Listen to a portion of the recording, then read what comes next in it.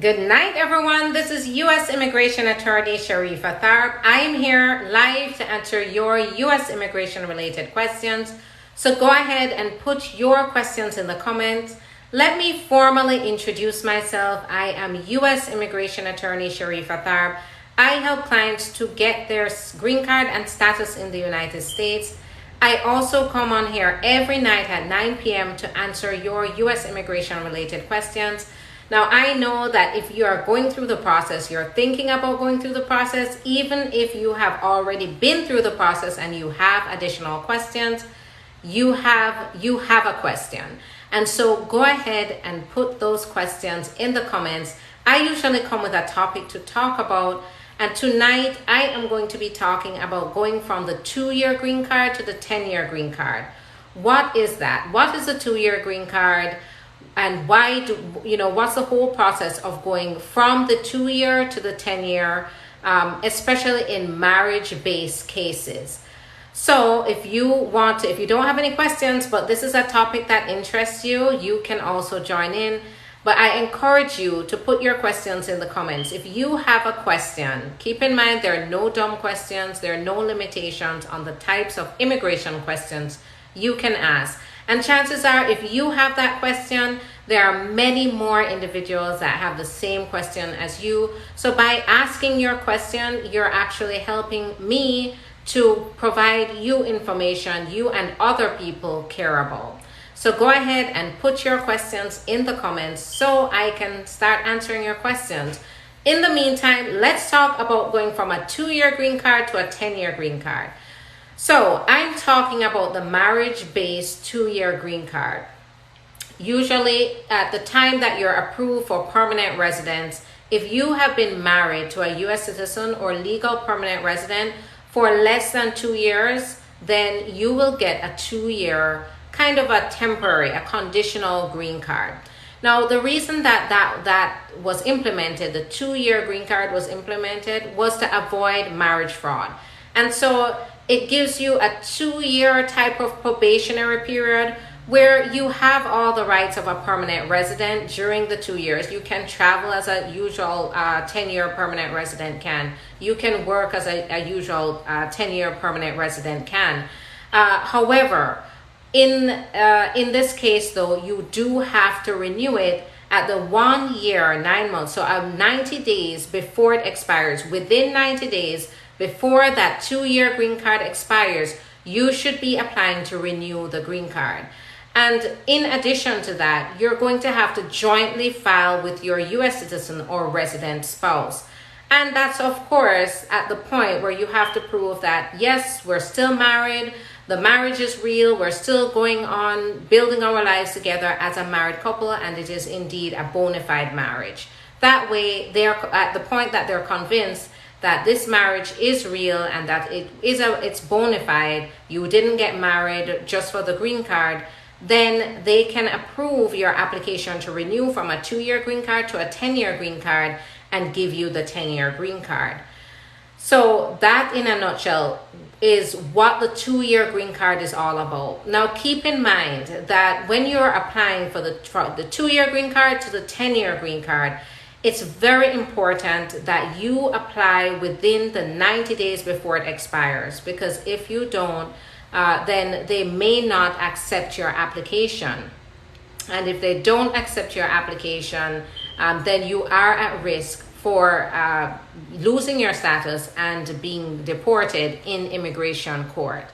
What if you have been deported from the U.S.? Is it possible to return? So it may be possible. However, in this case, to be able to properly advise you, this is what I would have to know. I'd have to know what was the reason for the deportation? How long do you have to be out? Because when you're deported, there are certain time periods that you have to be outside of the country. Also, for some situations, for some cases, there is a permanent bar. In cases like that, can you apply for a waiver?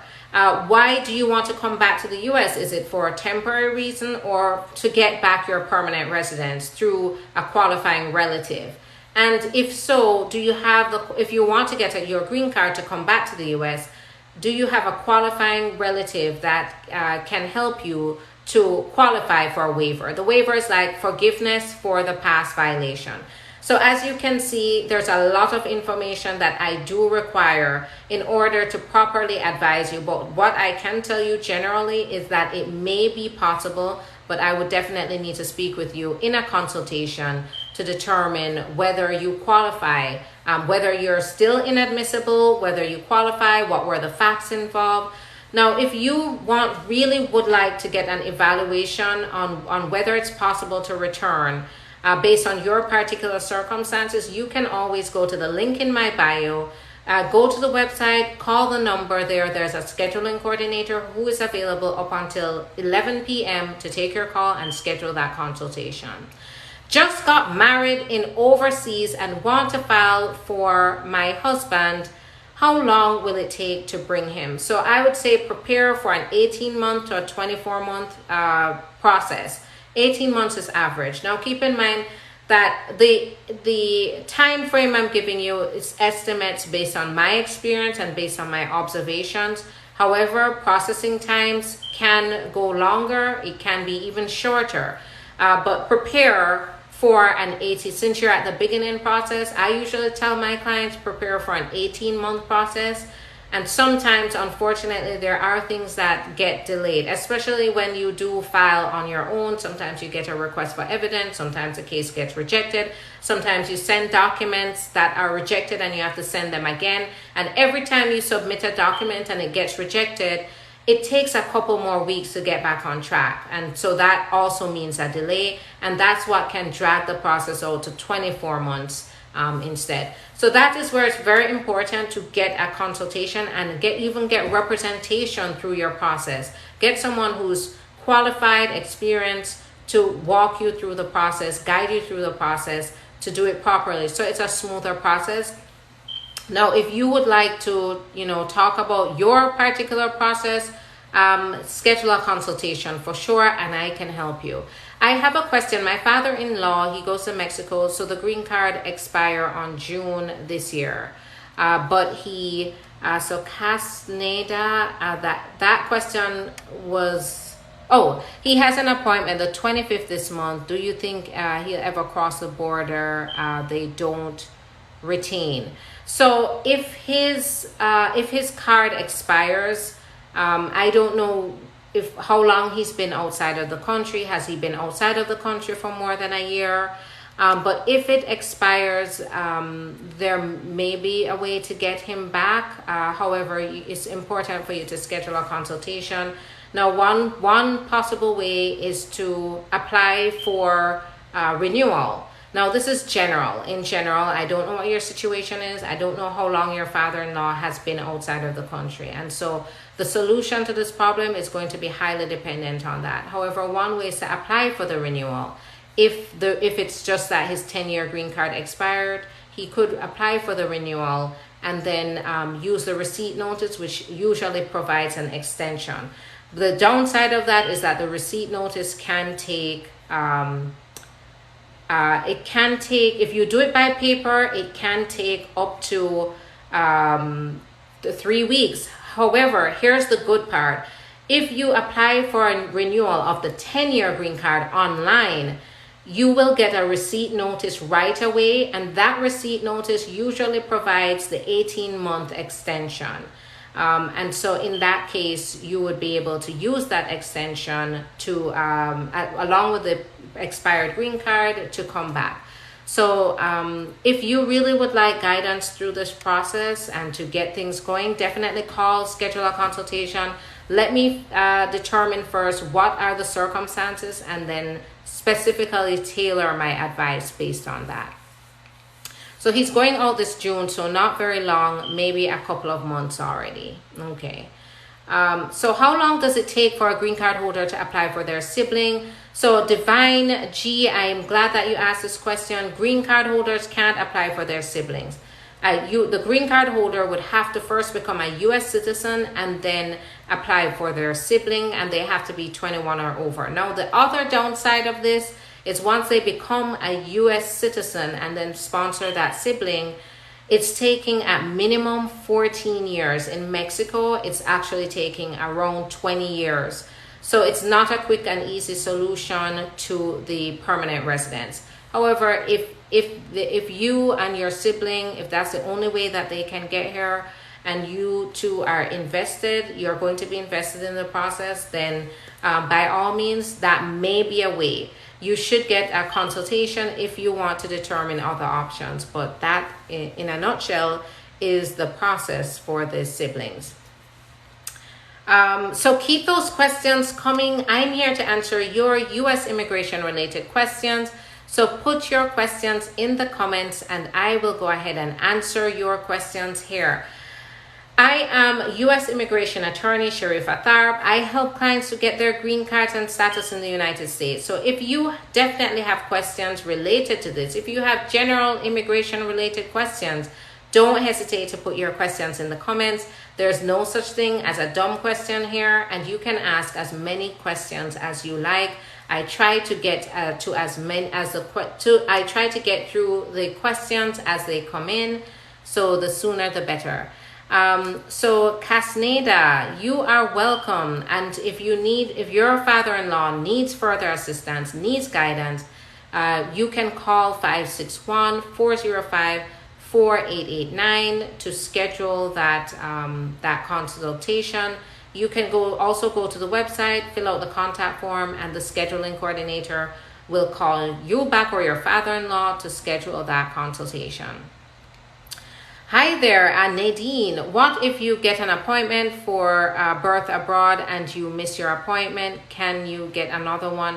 So I am not aware that they penalize you for not showing up to that interview. You probably would be able to get another appointment. So keep your questions coming. I am here to answer your U.S. immigration related questions. Put those questions in the comments and I will go ahead and answer your questions. I also want to let you know that I am here until 9:30. Then I'll be going to Instagram for the live there. I have a live that's scheduled every night at 9:30. And what I'm trying to tell you here is our conversation doesn't have to end here. If you would like to continue to get information, if you'd like to continue to get the answers to your questions, you can move over with me to Instagram. You just have to go to the link in my bio and click on the Instagram button, and it's going to take you to Instagram where we can continue this conversation. But I'm still here, so keep putting those questions in the comments. Thanks MRBW for sharing the live. I appreciate that. If you do not have a spouse, parent, or sibling, are there any other pathways for undocumented persons? So great question. Now, if you don't have any family members here, then you definitely do have more limited options. Now, there are other humanitarian ways. Now, when you're here undocumented, some undocumented individuals do become vulnerable to crime, vulnerable to victimization, vulnerable to abuse. And if this is the case, nobody wants this to happen. But if this is the case for you and you have been the victim of a crime, or you have been the victim of someone who convinced you to come here, gave you promises, said, that they'll get you your papers, they'll get you a job, and you came here and they forced you to do things that you didn't want to do, whether it's to work or to do other forms of acts against your will, then this could possibly be a form of trafficking and you could qualify for the T visa. Now, being the victim of a crime, being the victim of trafficking, whether it's sex or labor trafficking, meaning that you were forced to work, or you were working and they abused you, they didn't pay you, they basically had you almost like a slave working for little and nothing. If this situation is something that you have faced in the past, doesn't matter how long ago in the past, then you could possibly qualify for a T or U visa that would allow you to stay in the U.S. for up to 4 years, get a work permit during that time, and then after 3 years of having the T or U visa, you would be able to adjust status to permanent residence. So it's a possible path to permanent residence. So if these are other alternatives. Also, if you're undocumented, and the reason you're undocumented is because you are afraid to go back to your country because you face persecution in your country. That means you face threats. You are in fear of harm to your life or your being. Because you are a part of a social group, meaning that you're a part of say for example, these are only examples, but you're a part of a particular social group that's being targeted in your country. This could be based on your religion, based on your gender, based on your sexual orientation, then based on your ethnicity, based on your race even. If that is the case, then you could qualify for this. And keep in mind, domestic violence may also count. Domestic violence could count if you live in a country where domestic violence is considered a norm, where the government or the police don't do anything to control domestic violence, and this is very much a part of the culture, and it is very much a part against a particular social group, such as women. Those are usually the targets. Then this could be a possible path for you to stay in the United States and get asylum. Asylum, after having an asylum for a year, if you're granted, of course it does take a long time to get asylum, and you can work while you're applying for asylum. But after you get asylum, after a year of having asylum, then you could adjust status to a permanent resident and then eventually become a U.S. citizen after another 5 years. The Book Club 21, thanks for the follow. And so those are some alternatives for undocumented individuals. And of course, what I'm telling you is still doesn't cover all the options. The options I'm telling you are some of the most common options, but it's not all the options. It really depends on what happened in your circumstances. There may be a loophole. There may be a way for you that you are not aware of. And that's where a consultation could be very valuable, is to walk into that consultation, giving your full information, all the circumstances, and then walking out knowing whether you qualify, what you qualify for, what are your options, and how to approach your situation. Anton, hey, what's the difference between the I-130 and the I-485? Are they filed together? So if you're in the United States and you qualify to adjust status, meaning you qualify to stay in the U.S. and apply for the green card, then you can go ahead and file for the I-485. That's what the I-485 is for. The I-130 though is just for your relative to show how you qualify. So the I-130 is the petition that your qualifying relative files to show that you qualify based on a relationship with them. Now, when you're filing for adjustment of status, yes, you do have to file a petition with the adjustment of status application, because the I-130 is going to show exactly how you qualify, and once that I-130 is approved, then the next step is the adjustment of status to determine that you also qualify for the adjustment of status.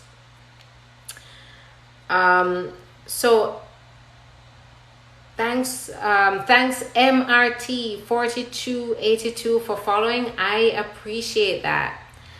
So can I keep filing extensions for B2 to F1? I have been waiting for 1.5 years. So in some cases you can file, especially, but you have to maintain your B2 status.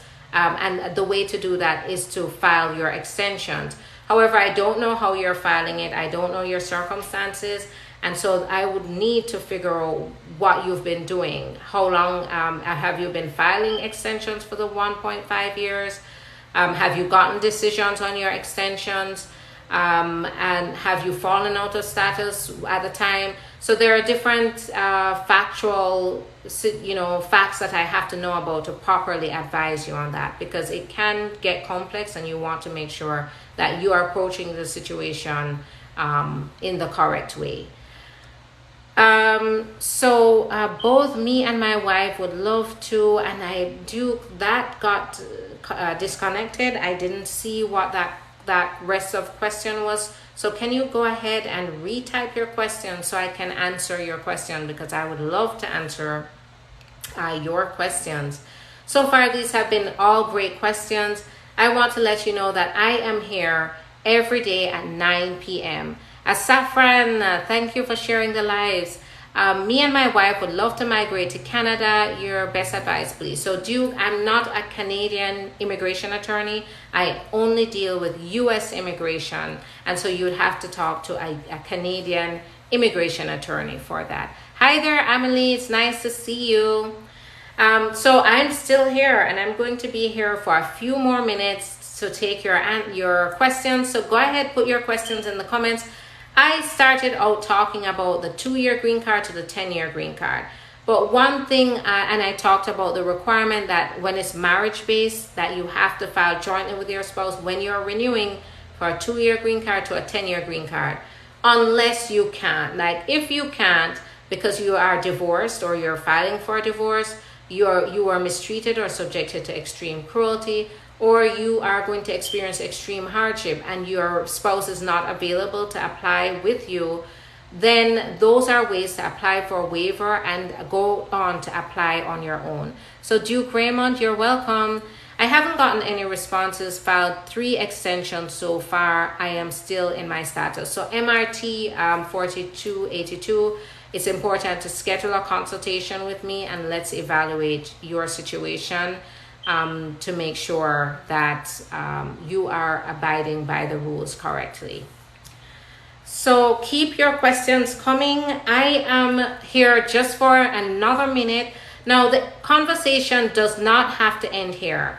I am going to be here tomorrow night, so you can join me tomorrow night at 9 p.m. or you can hop on over to Instagram right now. I have a pre-scheduled live on Instagram at 9:30. So you can just hop on, just like how you're on here with me. It works the same way on Instagram. You can go to the link in my bio and you will see the Instagram button. So MRT 4282, you can call 561-405-4889. You can also go to the link in my bio. It's going to take you to the website where you'll see the phone number, so in case you didn't get it here, or you can fill out a contact form. There is a scheduling coordinator who is available up until 11 p.m. tonight, tomorrow night, so Monday to Friday up until 11 p.m.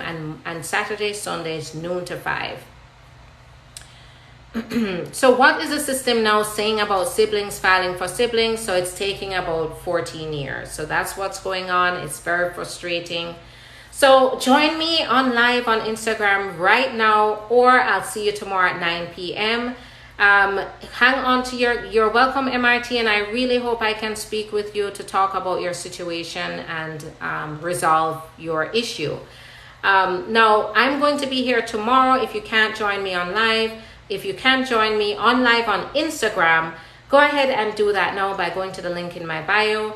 If the link for some reason doesn't work, then you can just type in the immigration attorney, same as my handle here, and it's on Instagram, and you'll find me, follow me, and then just hop on and continue the conversation.